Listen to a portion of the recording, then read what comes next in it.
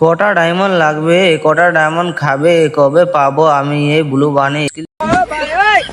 Free fire match কবে আনবেন হবে? 14 গোষ্ঠীর খবর বলে দিবে এই ভণ্ড বাবা।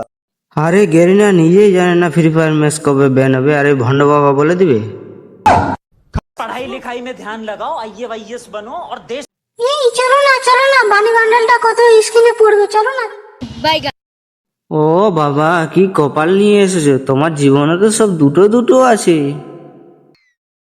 দুটো আইডি আছে, দুটো গান স্কিন আছে,